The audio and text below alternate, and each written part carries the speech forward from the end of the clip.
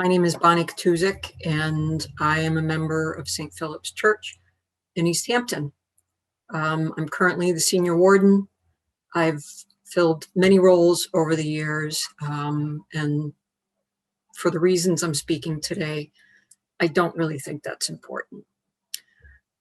What I wanted to share with you today is my own story, if you will, my story of how I've kind of found my faith in the last 6 or 7 years, even though I've been an Episcopalian pretty much all of my life.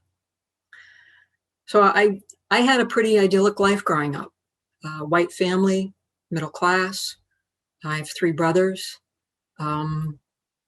We had everything we needed. There was no trauma. And what that does in retrospect to me is it builds a confidence and a pride and a little smugness that are not necessarily great traits, but that's how it was growing up. And it wasn't until I was an adult that I experienced any kind of threat to these pillars of security that I call them. So I grew up, I went to school, again, nothing traumatic. I got married, I had a job, we had 2 kids. The marriage didn't work out. I was divorced with 2 young children, but still things went well. I was happy, I had a job, I was proud and smug. After divorce, even being on my own with 2 children and I remarrying, life was idyllic. I actually remember thinking often after my second marriage, combined we had 4 children, it just seemed too good to be true. The pillars of confidence and pride or smugness grew stronger by the day. We were a nice, happy family. We sat middle of the row in church every week, all 6 of us. We were good-looking kids, successful. We had it all. About 5 years later, a family trauma hit that rocked our family of 6 and took an enormous amount of mine and my husband's time. It threw our relationship off kilter, for lack of a better word, and thankfully, we were committed to working things out. At the same time, the peak of our family trials were hitting. Our small church welcomed a new half-time priest in the summer months. From day one, he eagerly invited us all to Sunday morning scripture study, an hour before our Sunday worship. I started seeing new faces within a few weeks, and I was curious about that hour before Sunday service. I finally got the courage to check it out. Now, I've been an Episcopalian since I was about 8 years old. I've never learned a single thing about the Bible. Nothing. Zip. And honestly, I had no desire whatsoever. I always thought my good works were enough. Participating in vestry, finance committee, Sunday school, coffee hour, blah, blah, blah. Coincidentally, this time in my life, I was lost. Our parish had diminished in size and motivation. I found little joy in attending our church anymore before our new priest arrived, and was literally days from just not going anymore. I had trials in my life that made me question my faith, frankly, and that was it. I felt broken, and my family was broken.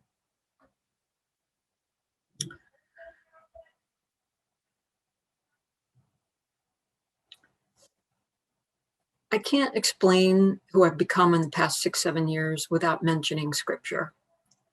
Now I participate not only in Sunday mornings, which are of course now are on Zoom, but through an online group, I've studied both books in the Old Testament and the New Testament. I'm also in a diocesan group book study reading the Gospel of Mark through Craig Hammond's leadership.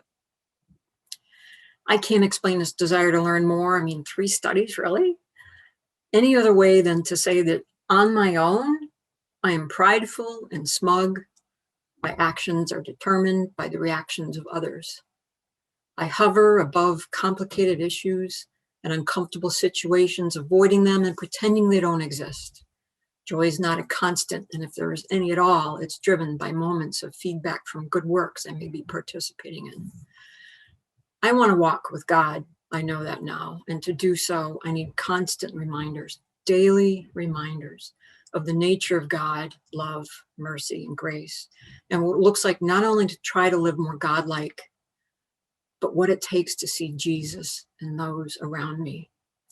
I can't do this on my own. None of us can. And wow, what's transformed in my life with these changes? When I revisit over and over again Scripture, when I discuss and share conversation and thoughts and questions with friends around the table or via Zoom, joy. And it's constant. Who doesn't want to live with a feeling of constant gratitude? Sitting with people who reflect God while we are talking about God. Wow. A couple of years ago, I lost my dad, and this helped me through that time. As my knowledge of God has grown, my deep gratitude in being a child of God has also grown. Knowing he knows me yet still loves me has given me a sense of peace I've not had before in my life. And while my life schedule is full, my heart has more room in it than ever. The side effects of my scripture life now are pastoral gifts being revealed that I didn't even know I had. It's resulted in me seeing people, really seeing them and loving them where they are. My family life was recently turned upside down again, and it's almost as if someone's saying, she thinks she can handle life? Let's check this out with her. Let's see if she can handle this. I don't know how things will turn out. I don't know how long it'll be before I have that answer. What I can tell you is that in recent reflections of my situation, I realized that anger that I'm feeling, because I am angry, is actually fear. Fear of losing something important to me. And without my daily readings and reminders of my own humility, I wouldn't have come this far. I can work with fear. I can face fear. Anger seems to be a disguise. Fear is the truth that I need to face to understand my situation. And I'm able to have joy even now in knowing this truth and that I can face it and work through it with God's grace. I can't ask for any more than that. If I heard myself say this 7-ish years ago, inside me, I know my eyes would have rolled. What is she talking about? But instead, I can tell you and I can invite you to come and see. I do encourage you all to find your own place in Scripture study.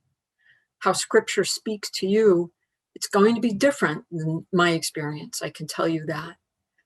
But it can only start, and you will only find out how it will change you by opening the Bible or opening an app online.